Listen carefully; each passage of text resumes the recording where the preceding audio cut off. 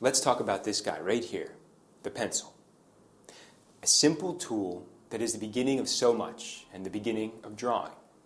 Now, have you ever been to an art store and you're excited because you're going to start sketching and you just want to get an artist's pencil? So you go in there and you're surrounded by billions of different options for pencils. Here's just some right here. You can see already it's overwhelming of which pencil should you choose and what's the difference between these pencils. And suddenly you don't know what to do, you're indecisive, you can't decide, so you end up not getting a pencil, not sketching. Let me show you a few things that will hopefully offer some clarity on the subject of pencils.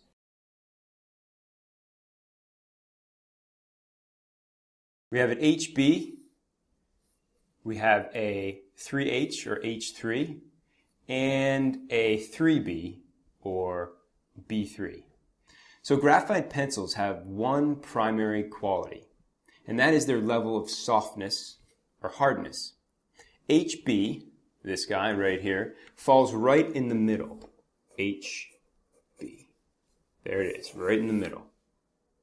To our left, if we move in this direction, the pencils work up the H scale. So I'm going to grab the H3, and we're going to move up the scale. We have H1 would be here, H2 would be here, and right here is the H3, which is what I have. To the right, we work up the B scale. And so I'm going to use the 3B here. And as we move to the right, we go to B1, then B2, and B3. That's what I have right here. So you'll notice, as we're moving up this way, this pencil, which is a B3, is actually a little bit darker. And if you notice with the 3H, going this way, we're getting harder, the 3H or the H3. This is much lighter, because this is a harder pencil, it's lighter, and the B, over here, is a softer pencil, and it's blacker. Thus, H stands for hard, and B stands for black. So there you have it. The HB pencil, the standard number 2, the yellow pencil that you've seen throughout your life, this is used for general purpose and for writing. The harder pencils, the H pencils, those are more often used by engineers for drafting, for architecture. And then the softer pencils, the B grade pencils, are used more often by fine artists and for drawing. Now equipped with this new understanding, a trip to the art store and the bombardment of so many different pencils need not be so intimidating. We will explore these qualities of the pencil in the first lesson's exercise.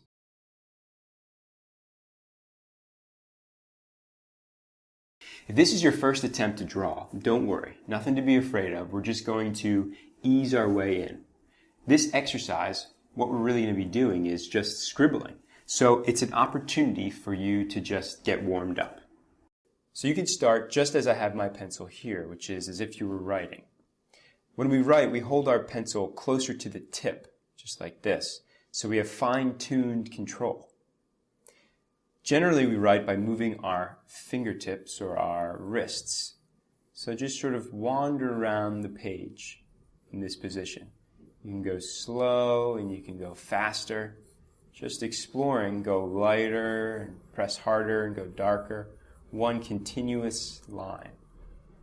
After you've explored that, you can also try doing different types of line in this position where you can do staccato type short lines, where you're just doing lots of them in a row. Or you can try to do longer lines. And you can see how you're able to maintain control and go pretty close to the line that you just drew because of this position. So now we're going to look at something else.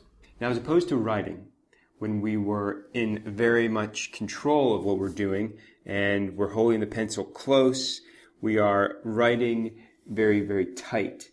When we draw, we want to loosen things up a little bit and use more of our arms and move our hand up the pencil a little bit. And what we're doing is, instead of drawing with our fingertips like when we write, we're actually going to be drawing more with the movement of our whole arm and moving from your shoulder. Now this might feel a little bit strange at first if you're not used to it, but you just want to keep practicing. And if you do have a big sheet of paper or something like this, you can, if you have an easel or not, you can do it on an easel or even just on a flat table. You just practice being big and drawing lines using your whole arm. And it looks kind of silly too if you're not used to it, but much different than this approach where you're very, very tight. And you can do it this way, you can do it as I was doing on the side, but you're just exploring that feeling so you can get a better feel for what it's like when you draw. All right, now let's take a closer look at how we're going to hold the pencil in this approach of drawing more with our arm and from our shoulder. And as I said, we're going to move up the pencil so we're more in the center. And you can hold it like you were holding it before if you'd like, or you can try even to loosen it up a bit more by holding it like this. And this gives you the opportunity to even draw on the side of the pencil much more easily. So again, we're just going to go on a great explore, filling up the page, trying different strokes. Here's some long, sweeping strokes that you can try.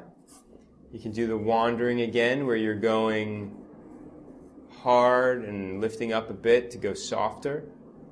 Lighter lines, you can switch the point, go back to the side, let go and try some other lines, some of that staccato style.